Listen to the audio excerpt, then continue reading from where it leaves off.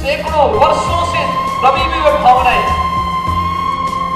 आस्था के वे केंद्र फिर से अपने नए रूप में सामने आ रहे हैं। मोदी जी के नेतृत्व में जो नया भारत है, अंगड़ाई ले रहा है।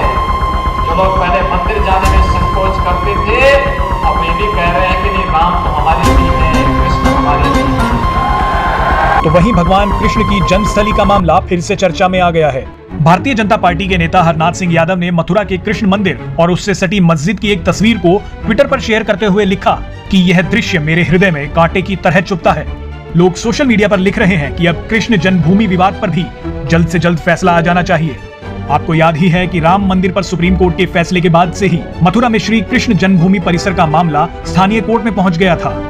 भगवान श्री कृष्ण विराजमान की ओर से सुप्रीम कोर्ट के वकील विष्णु शंकर जैन ने याचिका दायर की थी। इसमें 13.37 एकड़ जमीन पर दावा करते हुए स्वामित्व मांगा गया है और शाही ईदगाह मस्जिद को हटाने की मांग की गई है। याचिका के मुताबिक जिस जगह पर शाही ईदगाह मस्जिद खड़ी है, वही कारागार था जहां भगवान कृष्ण का जन्म हुआ था। आपको इस वीडियो में बताएंगे कि कृष्ण जन्मभूमि से जुड़ा ये पूरा मामला है क्या। इस विवाद के इतिहास को जानने से पहले 1968 के उस समझौते को समझ लीजिए जिसने इस पूरे मामले को लटका दिया है। 1951 में श्री कृष्ण जन्मभूमि ट्रस्ट बनाकर यह तय किया गया कि वहां दोबारा भव्य मंदिर का निर्माण होगा और ट्रस्ट उसका प्रबंधन करेगा।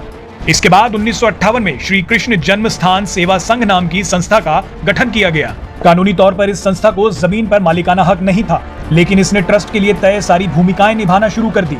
इस संस्था ने 1964 में पूरी जमीन पर नियंत्रण के लिए एक सिविल केस दायर किया, लेकिन 1968 में खुद ही मुस्लिम पक्ष के साथ समझौता भी कर लिया। इसके तहत मुस्लिम पक्ष ने मंदिर के लिए अपने कब्जे की कुछ जगह छोड़ी और मुस्लिम पक्ष को उसके बदले पास की जगह दे दी गई।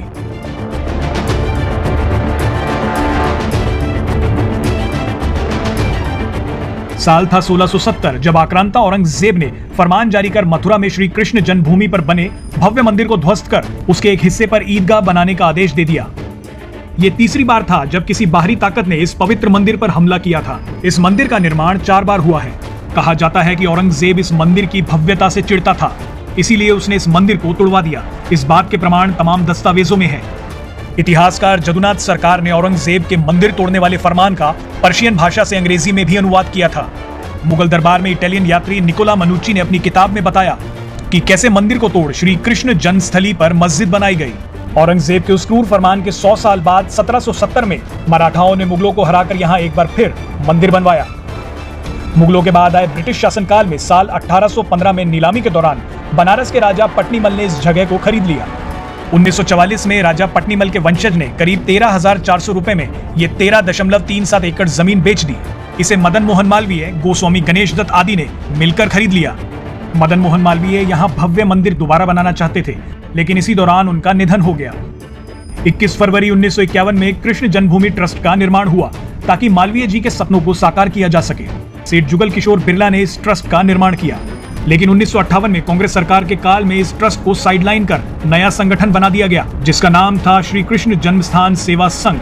इसी नए संगठन के चलते आज ये सारा मुद्दा फंसा हुआ है। कुछ लोगों का कहना है कि इस केस में प्लेसेस ऑफ वर्शिप एक्ट 1991 की रुकावट है। इस एक्ट के तहत सिर्फ राम जन्मभूमि बाबरी मस्जिद विवाद को छूट दी गई थी, लेकिन श्री कृष्ण विराजमान की तरफ से केस लड़ रहे पक्ष का मानना है कि 15 अगस्त 1947 को तो यहाँ मंदिर ही था। जो श्री कृष्ण जन्मस्थान सेवा संघ बना था 1958 में, उसने गलत ढंग से कॉम्प्रोमाइज़ किया 12 अक्टूबर 1968 में।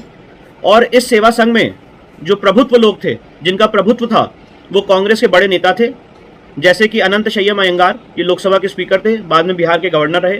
द्वारका प्रसाद मिश्र जी, जो मध्य प्रदेश के सीएम रहे, ये भी इस सेवा संघ में बहुत अहम भूमिका इन्होंने निभाई। और तीसरे व्यक्ति थे गोविंद मालवीय, ये ऑल इंडिया कांग्रेस कमेटी के जनरल सेक्रेटरी रहे और उसके बाद सुल्तानपुर से कांग्रेस की तरफ से लोकसभा मेंबर रहे। तो हमारा यही कहना है कि ये जो कॉम्प्रोमाइज़ किया गया, ये पूरे हिंदू समाज के साथ फ्रॉड है और भगवान की संपत्ति के साथ किसी भी आदमी को कॉम्प्रोमाइज़ करने का कोई अधिकार नहीं है। अगर कोई आदमी इस मामले में कॉम्प्रोमाइज़ कर सकता था, लीगली अगर कर सकता था, तो ट्रस्ट था, और ट्रस्ट ने कोई कॉम्प्रोमाइज़ नहीं किया। और एक बात मैं और कहना चाहता हूँ, ट्रस्ट भी अगर चाहे तो देवता की संपत्ति के साथ कॉम्प्रोमाइज़ नहीं कर सकता है।